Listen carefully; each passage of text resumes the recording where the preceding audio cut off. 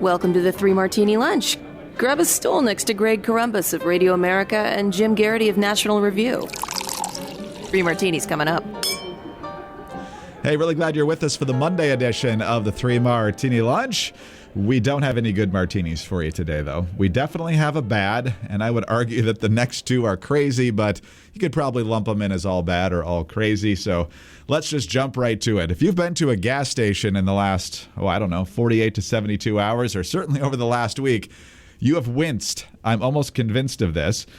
Jim, when we came back from Florida, which we drove to and back, it was $3.49 a gallon where I live in Northern Virginia. And as I drove to work today, it was $4.19, which it was also yesterday. And so that's, if you do fairly simple math, 70 cents over the span of a week. And honestly, it's probably the span over just about 3 or 4 days. Other parts around the country are seeing it over $5. Premium full serve in California now over $7. Obviously, you don't see those prices for self-serve or lower grade, but you've got oil spiking to about $1.30 yesterday. It's right now a little lower than $1.20. You've got oil traders thinking this could go as high as $200 per barrel, depending on how things play out in Ukraine. Here's the Today Show's explanation of what we're seeing at the pump. The pain at the pump is off the charts. If it's going to be 7 now, it's going to be 9 pretty soon. $7 a gallon, a reality at some gas stations in Los Angeles. The unbelievable prices are reverberating nationwide. The national average for a gallon of regular is now $4.07. That's 46 cents more than just a week ago. And of course, late last week, the White House was trying to pretend that the rising cost of gas prices is entirely due to the situation in Ukraine. It's certainly a factor, but it's not the only reason because they were pretty darn high before this. And so, Jim, instead of just pumping more of our own, we're asking great countries like Venezuela and maybe Iran to help us out with this. So how do we process this? Yeah, I was going to say only the Biden administration could look at a crisis involving the aggression of Russia and say, how can we help the Iranians and Venezuelans at a time like this? What can we do for them? On Saturday, I took my younger son to a comic convention out by Dulles. And we passed a gas station near our house, and going there one way, we're over there for, a couple hours, come back, and it was 20 cents higher on the way back. Now, maybe gas stations increased their prices from Saturday afternoon to Saturday evening because more people fill up on Saturday evening, but 20 cents in a matter of hours is a lot. And you mentioned the gas out in California hitting $7. Yes, it is only at particular gas stations and ones that are known for being particularly high priced. That having been said, the average price in California right now is $5.34 per gallon. So you're going to have more expensive in some areas, a little less expensive in others, but any way you want to slice it, that is phenomenally high. There is very little that can be done in the short term about this. I'm sure we've released from the Strategic Petroleum Reserve twice. First time it reduced the price about 10 cents. Greg, I haven't seen anything about when they actually said we're going to do that second release of the Strategic Petroleum Reserve, but clearly it's not doing much to, if there was any dip in the prices, I missed it in the last couple of days. No it is good. It is bad. Have you seen any or? No, not at all. Yeah. I think at this point, releasing from the Strategic Petroleum Reserve certainly doesn't seem to have any type of alleviatory effect on prices for consumers. And you also kind of start wondering, would the U.S. government need that oil at some point in the future? This really does sound like a policy proposal that is just do something and look like we're doing something, but will not actually have much impact on this. As mentioned, there's not a lot we can do in the very short term. In the longer term, as soon as taking office, the Biden administration sent signals regarding the shutdown of the Keystone Pipeline, barring federal drilling on public lands and decisions like that, that basically sent a message to the oil industry. We are not your friends. We are going to try to make your product more expensive. We do not like you. We think you are unclean. You are bad for the environment. We love solar. We love electric cars. We love solar. We love wind. And we love electric cars. Greg, I noticed they never think that hard about where the electricity comes from for all of those electric cars. But and so from that signal, coupled with the fact that the oil industry was dealing with the fact that oil prices had been, nice and high. They were doing all kinds of fracking. They were looking into new fields. They were expanding, and of course, drilling in oil rig is a very capital intensive. Developing a field requires a lot of money. They spend a lot of money, and then the pandemic hits. Boom! All of a sudden, demand drops like a stone. You may remember March 2020, no one was leaving their house, or very few people were leaving their house and driving around. Well, type of completely unprecedented situation for the oil companies, and I know it's tough to feel a great deal of sympathy for them, but they were in a situation where demand just suddenly dropped like that.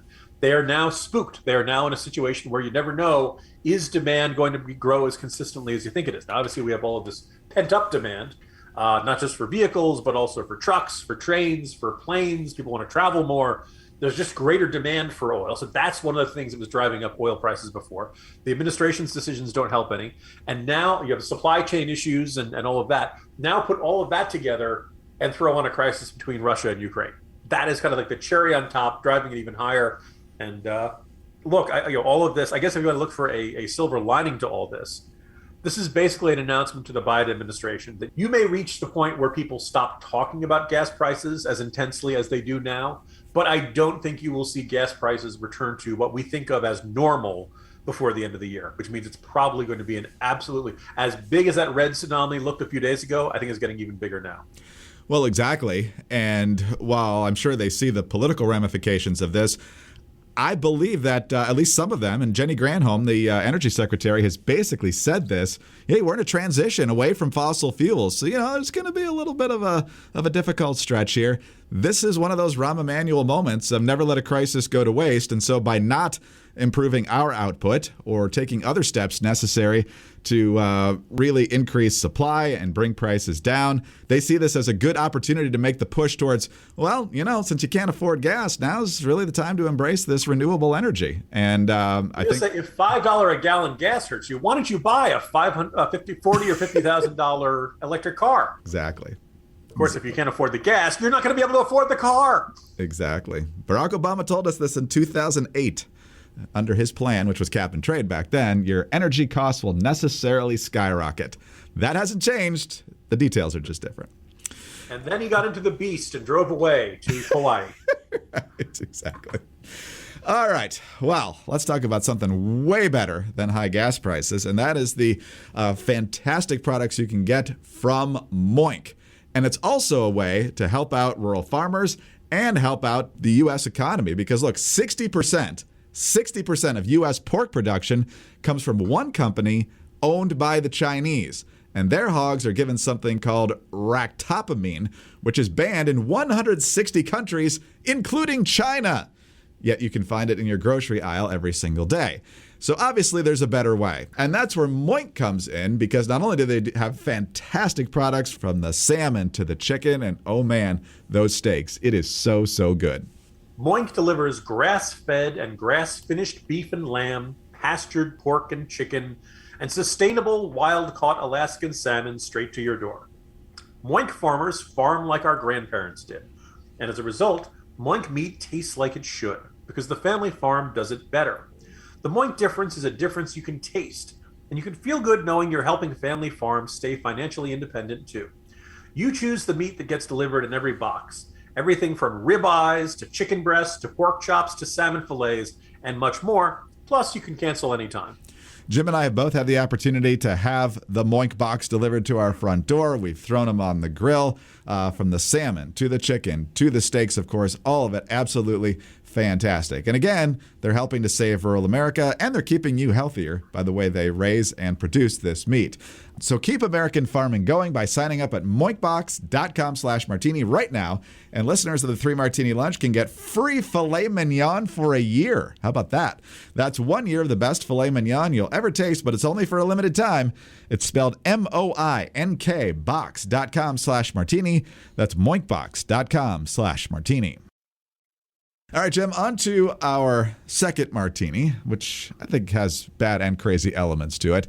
Vice President Kamala Harris, fresh off her PhD-level dissertation of how the Russia-Ukraine war is working, is also commemorating, as of yesterday, Bloody Sunday in Selma, Alabama, one of the uglier moments in the civil rights movement, where people marching for the right to vote were brutally beaten, among them the late Congressman John Lewis and many, many others who lived with the effects of those wounds for the rest of their lives. Yesterday, in Selma, in addition to paying tribute to those who were still there and who have passed on for the sacrifices they made all those years ago, trying to tie it to the current debate over voting. And Harris suggesting that she's still working for people's right to vote. And I have come here today to also remind you that we all stand together. President Biden and I are working for this cause every day. We have put the full power of the executive branch behind our shared effort. And if we all continue to work together, to march together, to fight together, we will secure the freedom to vote. We have the freedom to vote. Here's another quote, though. Those brave marches, meaning back in 1965, continued to push forward to secure the freedom to vote, and they were pushed back. Today, we stand on this bridge at a different time.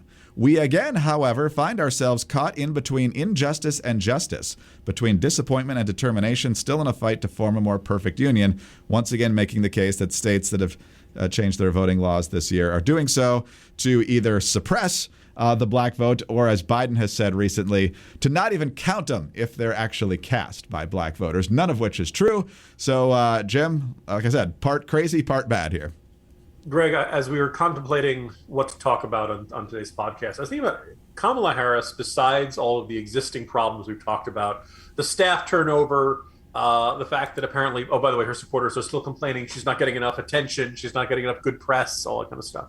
Look, this crisis with Russia and Ukraine is not going away anytime soon. We can all hope for a quick end to the war, but it certainly doesn't look like it's going to be that way. And the question of what do we do about Vladimir Putin? How stable is he? Is the Russian bear unleashed, so to speak?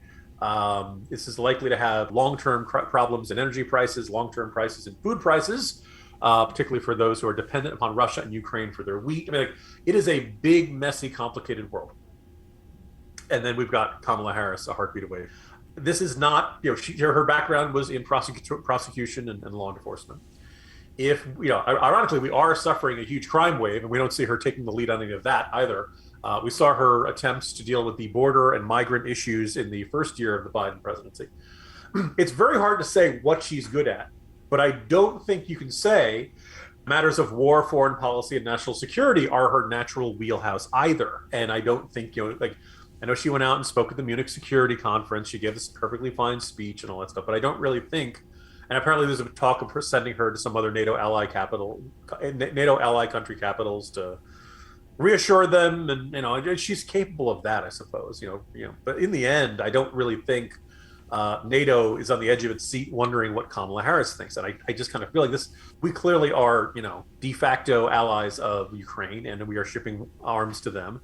We are attempting to help them hold out and bring. We want the Russian economy brought to its knees, so to speak. These are all big, scary, serious issues. And this is not the time for her condescending kindergarten teacher routine.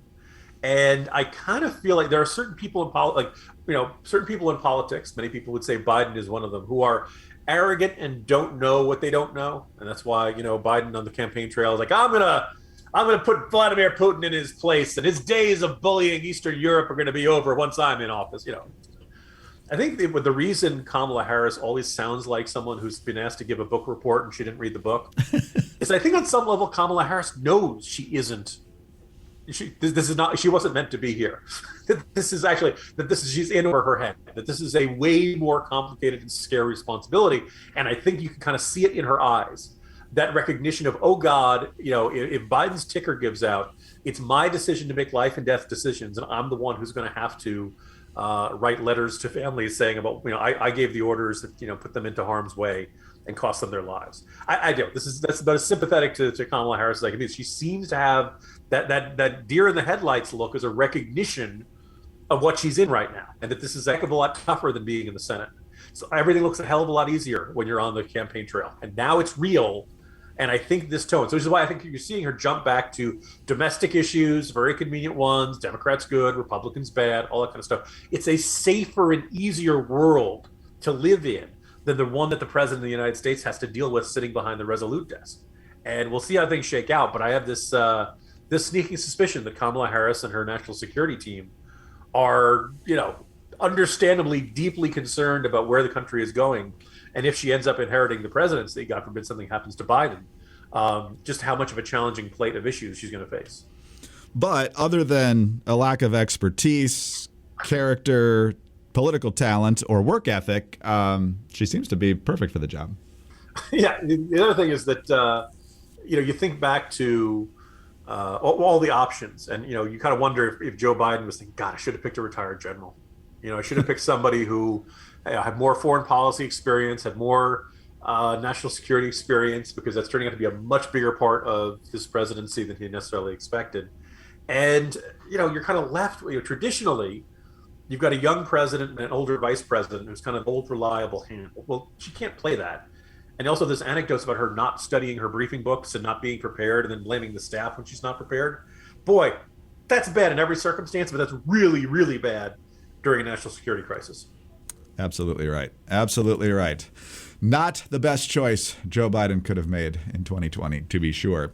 All right. But if that's got you stressed, just lay down, take a nap, or at least close your eyes and try to relax a little bit. And there's no better place to do that than on the wonderful products made by MyPillow, which right now are coming at a great deal. And since you're taking out a second mortgage to fill up the tank right now, you want a good deal on everything that you can get your hands on. And right now, when you go to mypillow.com/martini, you can access a bunch of great deals, including MyPillows as low as $19.98, the My Slippers at 50% off, the MyPillow towel sets at their lowest price ever at $39.99, 60% off any Giza Dream Sheets with a price as low as $39.99, and they'll also throw in Mike Lindell's free book with the promo code Martini. I have all of these products, and I highly endorse them. Now consider the Giza Dream Sheets that are made from the world's best cotton. This cotton is grown only in a region between the Sahara Desert, the Mediterranean Sea, and the Nile River. As a result, the Giza Dream Sheets are ultra soft and breathable. They're available in a variety of colors and sizes, machine washable, and these sheets come with a 60-day money-back guarantee and a 1-year limited warranty. You will find all of these offers and much more at mypillow.com/martini or call 800-874-0104. Right now, every order using the promo code Martini will receive Mike's new book entitled What Are the Odds? From Crack Addict to CEO for free. mypillow.com/martini or call 800-874-0104. Get direct access to all the deals at mypillow.com/martini. All right, Jim, let's move on to our crazy martini. And if you had a major international crisis going on, you had a major economic crisis happening at home with inflation that was already borderline out of control, and now it's really going, especially on energy prices, who's the last person you would want to reemerge on the scene? That's right. Andrew Cuomo is back after a 6, maybe 7-month hiatus. He's decided to reemerge publicly, and he did it yesterday at God's Battalion of Prayer. It's the church in Crown Heights, Brooklyn. For about 20 minutes. Imagine going to church and hearing Andrew Cuomo for 20 minutes laying out the same defense of his behavior he's held over the past several months, but assured the audience he's been leaning on Scripture in a difficult time because, quote, God isn't finished with me yet. Which is true because you're still alive. So therefore, it's just not the way he thinks.